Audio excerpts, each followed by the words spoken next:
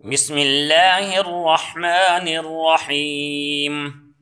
والمرسلات عرفا فالعاصفات عصفا والناشرات نشرا فالفارقات فرقا فالملقيات ذكرا عذرا أو نذرا إنما توعدون لواقع فإذا النجوم طمست وإذا السماء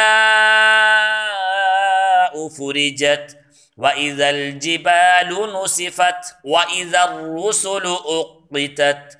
لأي يوم أجلت ليوم الفصل وما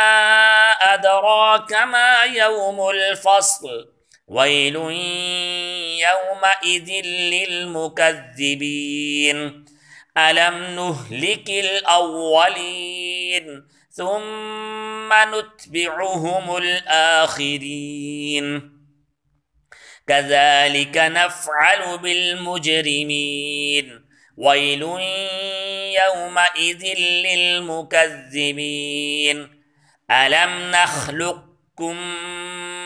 من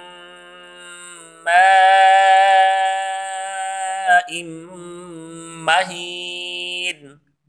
فجعلناه في قرار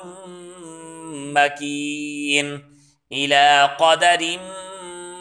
معلوم فقدرنا فنعم القادرون ويل يومئذ للمكذبين ألم نجعل الأرض كفاتا أحياء وأمواتا وجعلنا فيها رواسي شامخات وأسقيناكم ماء فراتا ويل يومئذ للمكذبين انطلقوا إلى ما كنتم به تكذبون انطلقوا إلى ظل ذي ثلاث شعب لا ظليل ولا يغني من اللهب إنها ترمي بشرر كالقصر كأنه جمالة صفر ويل يومئذ للمكذبين هذا يوم لا ينطقون ولا يؤذن لهم فيعتذرون ويل يومئذ للمكذبين هذا يوم الفصل جمعناكم والأولين فإن كان لكم كيد فكيدون ويل يومئذ للمكذبين إن المتقين في ظلال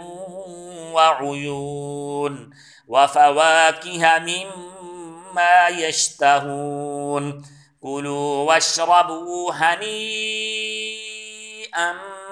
بما كنتم تعملون إنا كذلك نجزي المحسنين ويل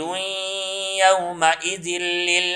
للمكذبين كلوا وتمتعوا قليلا إنكم مجرمون ويل يومئذ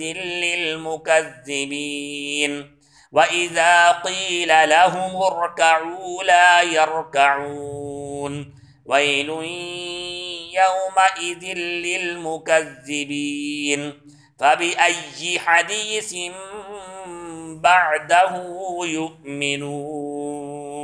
صدق الله العظيم.